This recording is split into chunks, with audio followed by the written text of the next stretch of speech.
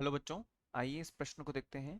प्रश्न में हमसे पूछा गया है कि एक्शन झिल्ली के अंदर तथा बाहर धनात्मक तथा ऋणात्मक आयनों के अदला बदली से तंत्रिका फाइबर में एक्शन विभव उत्पन्न होता है क्योंकि। सबसे पहले हम बात करेंगे प्रश्न से संबंधित मुख्य अवधारणा के विषय में।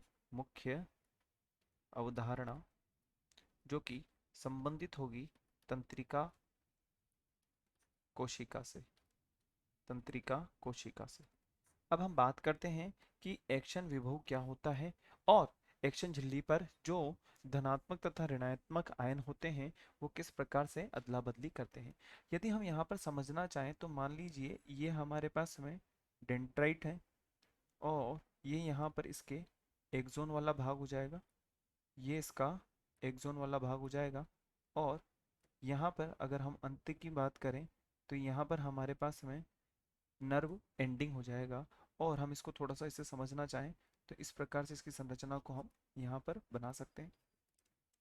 अब यहाँ पर हम देख पा रहे हैं कि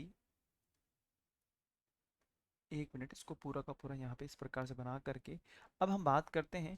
ये तो हमारे पास में हो जाएगा, ये तो हो जाएगा हमारे पास में नाभिक या केंद्रक, नाभिक अथवा केंद्रक। ये हमारे पास में हो जाएगा एक्सोन वाला भाग, एक्सोन। और ये जो हमारे पास में है ये हमारे पास में नर्व एंडिंग हो जाएगा, नर्व एंडिंग हो जाएगा। अब यदि हम बात करते हैं, जब भी कोई संदेश, जब भी कोई संदेश यहाँ से कोई भी नर्व एंडिंग के द्वारा ही होगा, वो नर्व एंडिंग क्या करते हैं, इस डेंड्राइट को पहुंचा देते हैं। और यहाँ पर क्या होता है, यहाँ पर एक एक्शन विभव उत्पन्न होता है जो कि किसकी वजह से होता है, जो कि बहुत महत्वपूर्ण होता है।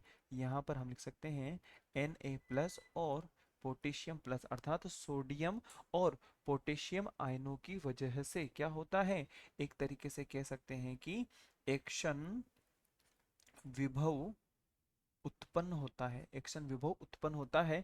और वही जो होता है, ये अगर इसके बारे में हम और समझना चाहें तो हम यहाँ पे देख पाते हैं कि ये जो एक्शन विभव है इसको आगे बढ़ाने के लिए हम यहाँ पर बात कर सकते हैं। यहाँ पर एक प्रकार से ग्रेडेड ग्रेडेड विभवांतर होते हैं। क्या होते हैं, ग्रेडेड विभवांतर भी होते हैं।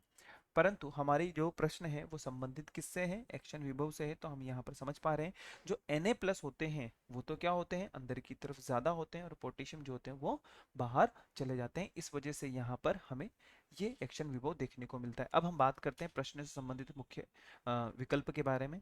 एक एक्सोन के अंदर ज्यादा पोटेशियम आते हैं जबकि कम Na+ होते हैं, ये नहीं होगा। एक्सोन के अंदर ज्यादा सोडियम, जो कि पूर्णतः सत्य है, सी भी नहीं होगा और डी भी नहीं होगा। तो हम लिख सकते हैं कि विकल्प बी जो है वो हमारे प्रश्न की मुख्य अवधारणा की पूर्णतः अनुपालना कर रहा है। अतः विकल्प बी हमारा सही और वांछित उत्तर होगा।